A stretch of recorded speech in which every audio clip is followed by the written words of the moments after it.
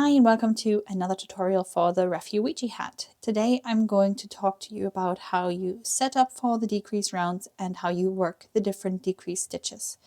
This is just a finished example and you can see how the decreases sort of move into one set of knits here, which I think is very pretty. And yeah, at the end you just have a certain amount of stitches left, which you pull your yarn through, and then you have like one center bind off there. So it's all fairly simple and straightforward, and if you have knitted hats before with the decreases shown in the pattern, I think you won't have to see this video, but this is more geared towards absolute beginners, just so that you know exactly how to set everything up and that you'll have a successful crown shaping experience. Okay, let's get into it. So at first you will have to work a setup round, and that round is simply in order to set up the markers in the correct places, and around those markers you will work your decreases. So the very first thing that you need to do is move the beginning of the round marker. For me it's this little coffee pot here. So you take off the marker, which now sits before two knit stitches, which are here, and you simply knit one and then place your marker again for the beginning of the round. There we go. So beginning of the round now starts with one knit stitch, two purls, two knits. Now depending on the size that you are knitting, you will have to knit different amounts of stitches and place markers. The important bit is that you look for markers that have different colors. So you want 3 markers of one color and 4 markers of another color. And that is simply to help you keep track of when you need to work a decrease after slipping a marker and when you need to work a decrease before slipping a marker. That's just in order for you to keep track of things, makes things a bit easier. So in my case, I needed to knit 8 stitches, then place a marker. And whenever I need to make a decrease after slipping a marker, I chose a silver one. And whenever I need to make a decrease before a marker, I chose like a copper or a gold one. And the beginning of the round marker is one of the ones that you work a decrease on. In total, it should be 8 markers, including beginning of round 1. After you have worked your setup round, it's now time to work the decreases. And I'll explain all the different decreases to you now. And the first decrease that we are working is an SSK, or a slip, slip, knit. This is one that we're working after slipping a marker.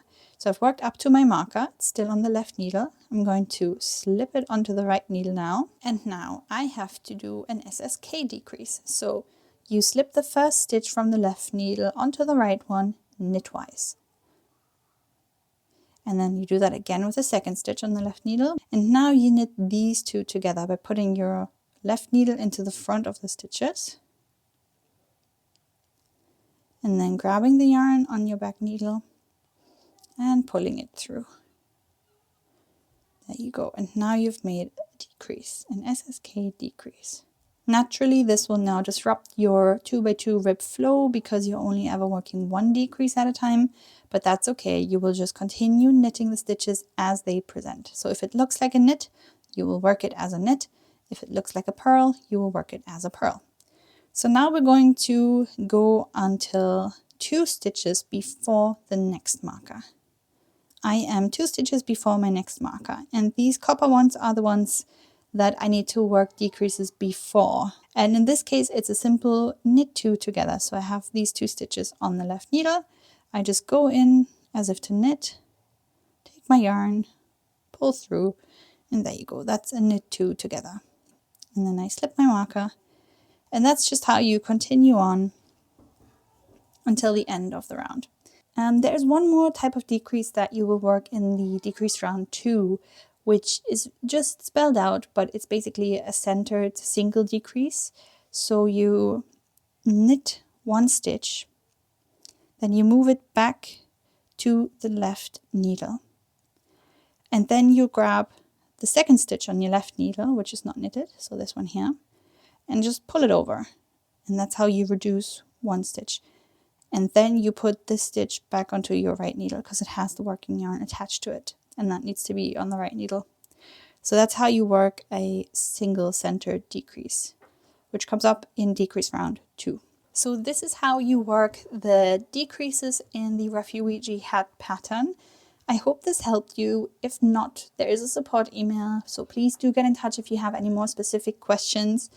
But I think it is fairly straightforward. You just have to keep to the position of these markers and make sure to always reduce either before or after slipping a marker.